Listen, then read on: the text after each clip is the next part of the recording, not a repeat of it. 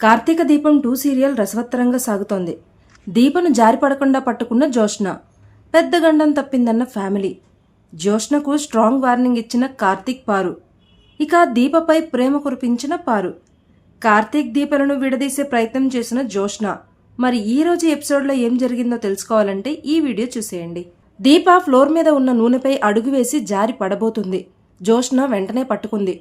అందరూ దీప దగ్గరికి వచ్చి ఏం కాలేదుగా అని అడుగుతారు. కార్తీక్ మాత్రం జోష్నను కోపంగా చూస్తాడు. కడుపుతో ఉన్న మనిషివి కదా, కాస్త చూసుకోవాలి కదా దీప, ఆ మాత్రం జాగ్రత్త లేకపోతే ఎలా అంటుంది జోష్న. నువ్వు పట్టుకోకపోతే పెద్ద ప్రమాదమే జరిగేది అంటాడు శివన్నారాయణ. ఏదైతేనేమి నా కూతురికి పెద్ద గండం తప్పింది అని మనసులో అనుకుంటాడు దశరథ. ఆ తర్వాత పక్కకు వెళ్లి నవ్వుకుంటూ ఉంటుంది జోష్న.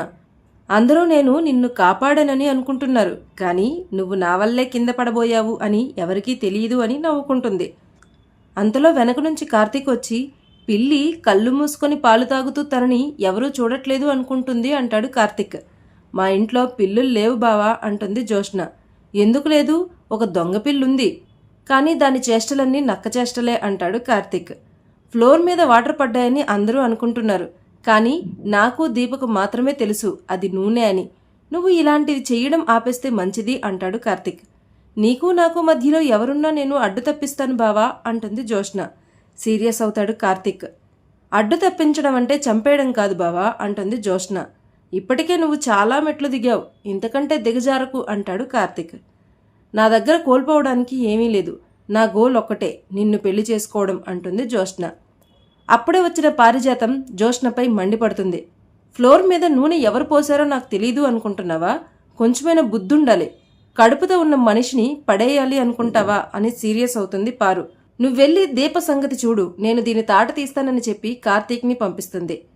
బరి తెగించి మీద పడతానంటే ముక్కుతాడు వేసి వాయిస్తాను, ఇలాంటి పనులు మానుకుంటే మంచిదని జోష్నను గట్టిగా తిట్టి వెళ్ళిపోతుంది పారు. ఈ గ్రానికి ఏమైందని చిరాకు పడుతుంది జోష్న. ఈరోజు మీ పెళ్లి రోజు కదా బావా, 2 నిమిషాలాగు, మీకు మంచి సర్ప్రైజ్ ఇస్తాను అంటుంది. మరోవైపు కిచెన్లో పని చేస్తూ ఉంటుంది దీప. ఈరోజు నువ్వు ఏ పని చేయకూడదు దీప, అన్ని పనులు నేనే చేస్తాను అంటుంది పారు. ఎందుకు అని అడుగుతుంది దీప. ఈరోజు మీరు కొత్త పెళ్లి జంటలా ఉన్నారు, ముందు మీకు దిష్టి తీయాలి అంటుంది పారు. కొత్త పెళ్లి జంటలా కాదు, మాది కొత్త పెళ్లి జంటే, ఎందుకంటే మా మొదటి పెళ్లి రోజు అని చెప్తాడు కార్తీక్. ఇంత మంచి వార్తను ఇంత లేటుగా చెప్తావా అని ఇద్దరిని శివన్నారాయణ దగ్గరకు తీసుకెళ్తుంది పారు. ఏమండి, ఈరోజు వీళ్ల పెళ్లి రోజట అని చెప్పగానే అందరూ విషెస్ చేస్తారు. మాట వరుసకు కూడా మాతో పెళ్లి రోజు అని చెప్పలేదు కదా అని ఫీల్ అవుతాడు దశరథ. పారు వెళ్లి అక్షంతలు తీసుకొస్తే కార్తీక్ దీప కలిసి శివన్నారాయణ పారు దగ్గర, దశరథ సుమిత్రల దగ్గర ఆశీర్వాదం తీసుకుంటారు. నిండు నూరేళ్లు పిల్లా పాపలతో సంతోషంగా బ్రతకండని దశరథ దీవిస్తాడు. మీ ఇద్దరికి పెళ్లి రోజు గురించి చెప్పనందుకు నేనొక పనిష్మెంట్ ఇస్తున్నాను అంటాడు శివన్నారాయణ. నా కారు లీవు ఇస్తున్నాను, హ్యాపీగా బయటకు వెళ్ళండి అంటాడు శివన్నారాయణ. ఎక్కడికి అనుకుంటూ కిందకొస్తుంది జోష్న. ఇదేంటి కొత్త పెళ్లి కూతురులా చీర కట్టుకొని వచ్చింది అని మనసులో అనుకుంటుంది పార. గుడికి వెళ్ళాలి పదబావా అంటుంది జోష్న. ఈరోజు దీపా కార్తీక్ల పెళ్లి రోజు, కార్తీక్ రాడు అని చెప్తాడు దశరథ. కావాలంటే నేను తీసుకెళ్తాను అంటాడు శివన్నారాయణ. నేను పెళ్లి చేసుకోవాలని సంకల్పించుకున్నాను, ఈరోజు గుడికి వెళ్తే మంచిదట, నా కోరిక నెరవేరుతుందంట అని చెప్తుంది జోష్న. వాళ్ల పెళ్లి రోజు అని చెప్తుంటే అర్థం కావట్లేదా? మీ మమ్మీని తీసుకుని వెళ్ళు అంటాడు దశరథ. లేదు డాడీ, నేను బావతో వస్తానని సంకల్పించుకున్నాను అంటుంది జోష్న. కార్తీక్ రాడు అని గట్టిగా చెప్తుంది పారు. ఎందుకు రాడు? నా పెళ్లి కావడం మీకు ఇష్టం లేదా మమ్మీ అని సుమిత్రను అడుగుతుంది. అలా వెళ్ళి ఇలా వస్తారు, వెళ్ళనివ్వండి అత్తయ్య అంటుంది సుమిత్ర.